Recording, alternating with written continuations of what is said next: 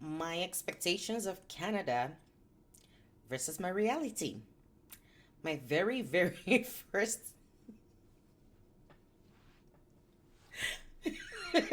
Sorry. This is not how I plan to start, and I'm not editing this out.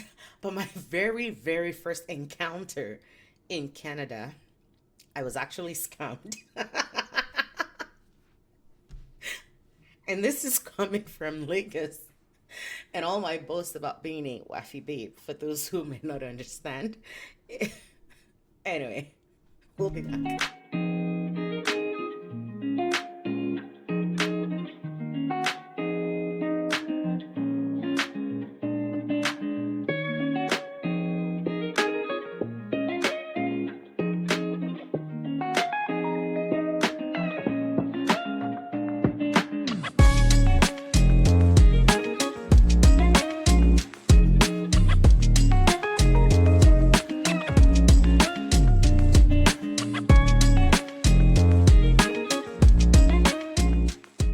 Okay, welcome back.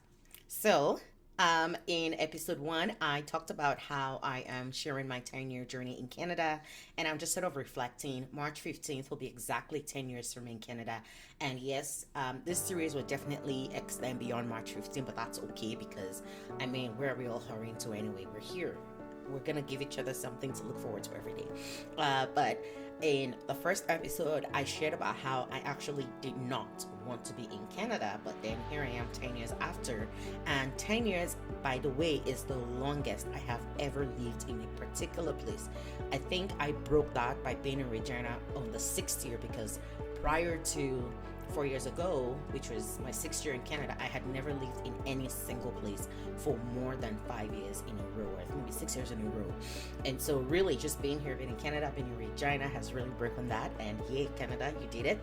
But I also talked about something that really just made me um, made me stay, and I will talk about that in this video today because it also ties back to some of the expectations that I had versus the reality that I experienced. So let's start from the very beginning, and the thing that cracked me up so much at the beginning of the video, because in the moment when you're going through these things, you don't really think too much about it, but as you start to reflect, the things that were once frustrations become very funny. And that's really my hope for a lot of us, that as we start to reflect and look back on our journey and the time that we've been here, this thing is really funny, guys. I can't wait to get to it. But when you start to reflect that the things that were once your frustrations become something that you just really laugh about, and just you can't believe how all those silly, stupid you were, right? But all right, so very quickly, I think a lot of it centers around, yes, if you guessed it right, culture, weather. Whew. But culture, weather, those are the two big ones. So let me start from the beginning with the story of when I got scammed, and then I'll walk you all the way to the reality that I encountered versus the expectations that I had that eventually crystallized my wanting to stay. So the I moved here with my daughter, Simi. She's now going to be 12 years old this year. She was 15 months at the time that we moved to Canada, so she was really little. And when I was coming, so she was a very cry baby. And when I was coming in, she wouldn't let anybody carry her. She was that kind of baby. And so I landed at Pearson. And when I landed, because she won't let anybody carry her, and she's also very, like, very, very finicky with food and very picky, so they had allowed me pack up a bunch of her stuff just because, I'm an overplanner sometimes, and I just really like to be prepared for any foreseeable issues in case of any delays. And so I had packed up a lot of stuff. So I had like this, my baby bag was really huge, and then I had my carry-on, and then I had her carry-on. So it was a lot, and people were just filling for me. And throughout at the airport, people were helping however they could. At Air France, at Paris, Charles de Gaulle, people helped me, and then I got to Pearson, And this guy in security uniforms walks up to me and is like, "Oh, welcome to Canada. Are you new?" And then he was talking to me, and I was like, "Yeah, this is my first time."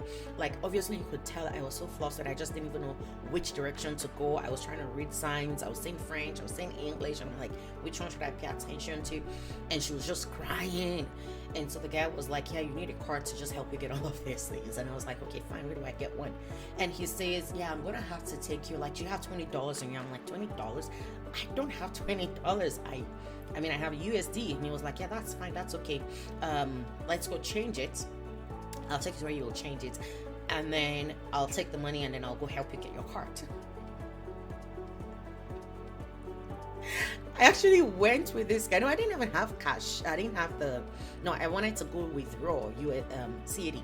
I actually went with him to an ATM, withdrew $20 CAD, gave it to this guy, who then goes around in a corner. And then as he was walking away, I just started thinking, "Oh my God, what if he runs away with my money?" So I just quickly follow him. My daughter was crying, and then he comes back with a card for real. And I'm like, "Oh my God, thank you so much. I really appreciate you," and all of that. And he was like, "Yeah, so I'll direct you to where you need to go."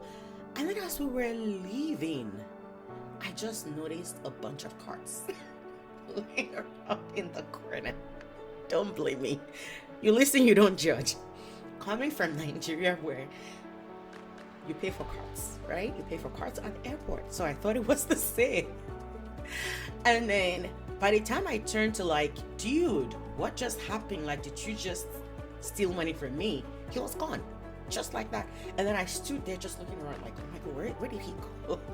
That was my very, very first encounter in Canada. Canada scammed me. But anyway, and I was there thinking, I thought people were supposed to be, everybody talks about how Nigeria is corrupt and Nigeria is this and people are that. And not to say that it's not true, to a very large extent, yes, it is. I mean, it's corruption everywhere. But to now come here, and that was my very first encounter, man. And you guys, now you understand why I said I didn't even want to be here. Because for me, it was like I always had this conception and ideas about the Western world. Maybe because of my course of study at the university. And so for me, I was not really just like, I'm not thrilled about anything in the Western world. I'm not. I just really am not. Right? And then coming in and telling myself, this is not a country I want to live in. And that's my first encounter. It just, let's just say, it didn't help my decision making process. So yeah, there you have it. My very first encounter in Canada, I was scammed. Now, other expectations, and that was expectation number one. There's no corruption, there's no this. And believe me when I tell you, in my line of work, I have seen all of those things happen. But that's a story for another day. And there's some of it that I really just can't say anything. All right, so let's talk about culture. Let's talk about culture. I mean, the easiest one that many people know. I remember just at some point, at some point showing up. Oh, I would say this though. I've always heard that people say Canadians are friendly and they have great community spirit.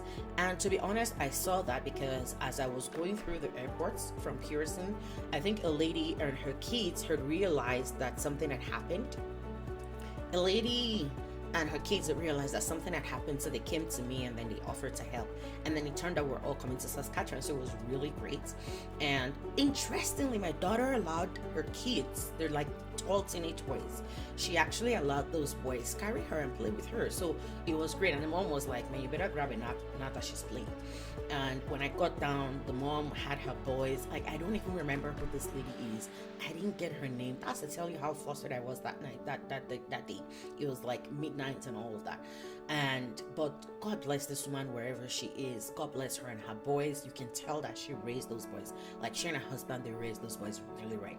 And they were all helpful. Like, by the time I was coming down from the escalator at the Regina Airport, I had nothing on my hands, no baby, no bags, nothing, and they were such sweet souls. So God bless them.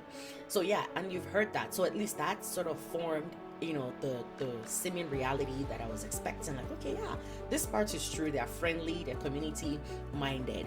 And then I wake up in the morning and I'm saying hi to my neighbors and I'm meeting blank stares like, "Who are you? Don't talk to us." And then I had these two neighbors, particularly one on my left and one on the right. The one on the left was actually pretty nice. Like, of course, he won't stop and chat and all that, but he noticed that we're a good morning, good afternoon, hello, how are you kind of people as neighbors, and so he obliged us. The one on the other side, however, is not. Like, it was so bad that even when they see us just literally coming out of our house, they would just always run in. Whether they're in the backyard or in the front, they would run in. And so I remember one particular day, and I still kept saying hi to them whether or not they responded. My husband was like, I am done. You keep saying hi if you want to, but I am done. And then one day they had their dog stuck in our backyard. And because they never say hi back or talk to us or never want to have anything to do with us, guess what? They just stood there and didn't even know how to say, hey, can you help us with our puppy? And guess what we did? We stood up and we went inside. But the fear of God. And then I think just on cue, we both looked at each other and said, do you feel guilty about that? And we went out and gave them their dog and just talked to them a bit about it. Hey, just be nice and be friendly, because you never know, right? You never know. That was another one, like, it was just a really interesting one. And then another one, and I think I'd like to share, is just, and I think many people have experienced this. Let me know in the comments if you've experienced this one as well. I think a lot of people, like, you get invited. I remember one time I was told, oh, do you want to grab lunch? And I'm like, yeah, sure, no problem. And then I went for lunch. Boy, oh boy, I think we all know how this one ends, right? I had to pay with my money. And I'm there thinking, you invited me to lunch. Why the heck would you invite me to lunch? And I have to pay. Like, it now made sense, you know. Anyway, so, but let me know if you've experienced that one. All right, so that was it for some of the cultural examples, right? And one thing I would say to that is that understanding the Canadian culture is very vital. So if you're invited to lunch, dinner, or anything, when in doubt, ask to say, hey, are you inviting me, like, or like we're just going out, like, because sometimes the way they phrase it, it can come off as they're saying, come and I'm buying lunch for you, I'm buying you coffee, but then you show up. Always just show up with your own money. Always just show up expecting that you're probably gonna pay. And also, I want to say this because I've seen people get offended when they say hi to people, especially like Canadian born, and people don't respond. It's just their culture.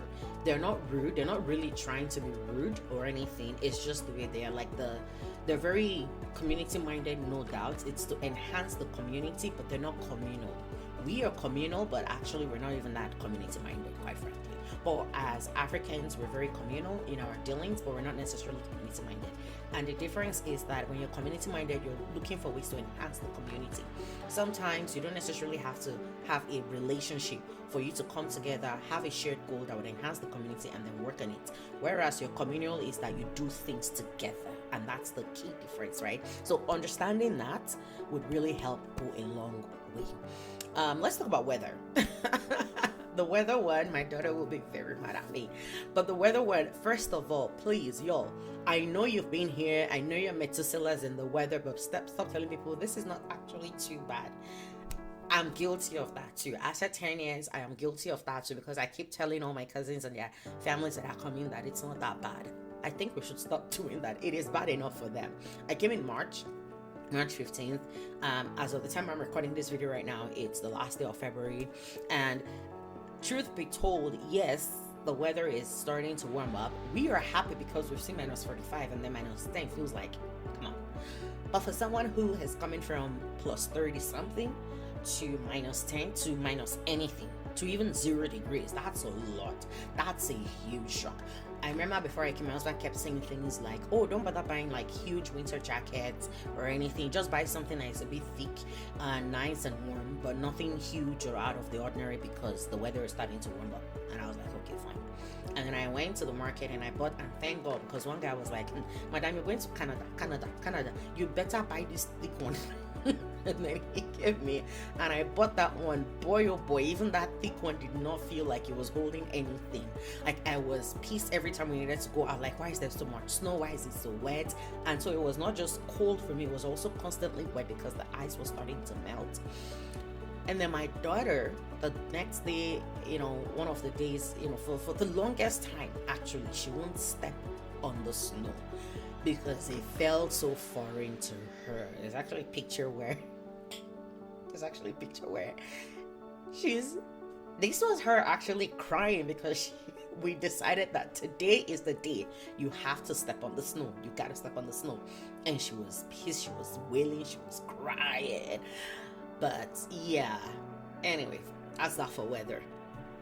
That's that for weather. So, but anyway, I think after how many years now, first of all, the kids, they're fully acclimatized. My daughter especially, like, she's fully acclimatized, wants to go out and play in the snow and build snow angels and whatnot. But yeah, nope, no.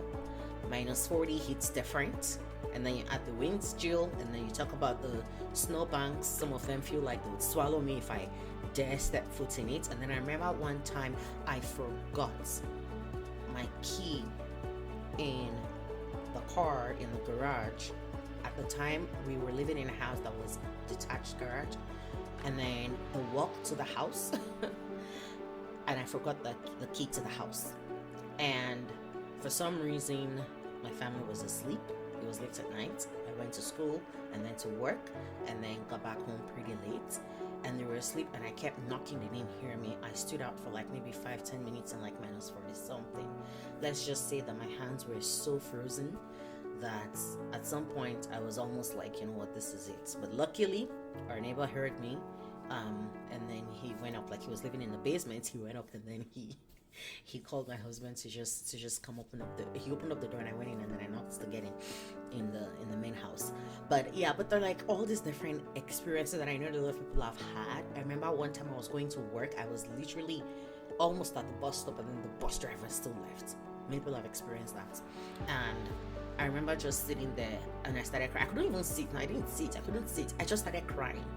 This was like 10:30 p.m. at night. I just started crying. And I was crying, and then my tears were cold on my face, and it was freezing. And I said, I can't even cry properly. Like, what is your weirdest weather experience? Let me know in the comment section. And then I guess the third expectation, and this one I talk about it more in the career page, in my business page, business channel. So if you're not subscribed there, honestly go subscribe, because I'm also doing this but with a very key focus on career expectations. But I really just talk about the career expectations and the reality on that one. That was actually episode 2 on that one as well. So I really talk about that. But the expectation was that with the kind of education and qualification that I have, it shouldn't be hard to find the job. But it was hard because Canadian experience, it was hard. At the end of the day, I ended up working in McDonald's, which was a very initially I struggled a bit, but after a while I really just learned how to own that and make my way out of that. But really just go and watch that video on my business channel if you really just want to learn a bit more about that. And now it wasn't all before I tell you, I'm about to get to the part where I finally decided to stay. Before I tell you that, it wasn't all doom and gloom, quite frankly, because in the first year that I arrived like March 15th. We already bought a home, and then we took possession of that home April 1st. Now, here's why this is a big deal. At the time, almost everybody we knew in our community who owned a home were permanent residents or citizens or were raised here. For temporary residents, a lot of them were students or people who had just finished school and just moved to Saskatchewan, and nobody owned a home. So when I was going to come in with my daughter, and we were not sure if this was a permanent move or a temporary move, because I wasn't sure I was ready to give up my job yet. We were thinking about, my husband was going to get a place, but because I was also going to be staying for a long time, about definitely well over 6 months was the plan. Eventually it became 10 months. But because that was going to happen, we also didn't want to just, he was living in a shared apartment with other folks, right? I obviously can't stay there with them for so long, like from March 15th to March 31st, that was fine, but beyond that it becomes too much. And then anyway, long story short, what we decided, or what we thought made sense to do, was to explore an option where maybe we can get a home. And my husband was like, yeah, I don't know, like, I don't know if they allow temporary residents by home. It's not something like, nobody around us really has that. I'm like, it doesn't hurt to ask. And then we started asking around, figured out, it turns out, yes, you can. Yes, you can. You can buy a home. And it didn't matter if you were just, even if you just finished school like today and want to buy a home tomorrow, like, it just really didn't matter. And so we explored that option, because it also meant that, like, by the time we did all the calculations, if you look at how much we're going to spend in rent versus how much we're going to spend in mortgage, and this home in particular came with a complete basement, a finished basement, we were getting almost half of what we're going to be paying in mortgage back from the basement rental. So it made sense. It was a no-brainer, right? And by the time we even sort of like just did all of our payments and taxes and insurance and all of that, we're still paying less than what we would have paid for market value for the exact same amount of the exact same space that we had. So this was our home. So it wasn't all doom and gloom, because out of that experience, my coming into Canada really just forced us to ask certain questions, to do certain research, and then somehow it led us to find our very first home. We moved out of that home 3 years after and moved to a bigger space because the family grew. And so really, like, that's just something. And if that's something that you want us to if you want us to talk a little bit more about, just let me know in the comments, and we can share a little bit more as to what that process looked like. But yeah, so it wasn't all gloom. First year, very first month, that was great. It was a great experience to have. And then really just the surprise with learning about all the mortgage options and taking that leap and then seeing it happen. And guess what? Within my church, I remember after people came and then we did the dedication, it was almost as if something just happened. It was like, boom, everybody started buying houses. And I sort of miss those days. If you're in Peculiar Nation, RCCG, I sort of miss those days when it felt like anytime anybody was doing something, the entire church, not the entire church cannot come to one person's party. The entire church would literally be at that person's house, and everybody's just going in and just doing a tour. And it was almost as if that just really helped everybody see that, hey, we can all do this. And everybody just really started going in and purchasing houses, and it was such a beautiful thing to see. So I want to just leave this with you, that if something is going through your mind, do not let the status that you're coming in with deter you from pursuing that idea, because you just never know. It was an idea we had. We didn't see anybody around us who was a temporary resident who had that experience, but we were not afraid to take that step, and we're not afraid to at least ask questions. You can ask questions, and then the worst case scenario is that you come up with answers that validate that you really can't, but you learn something out of that experience.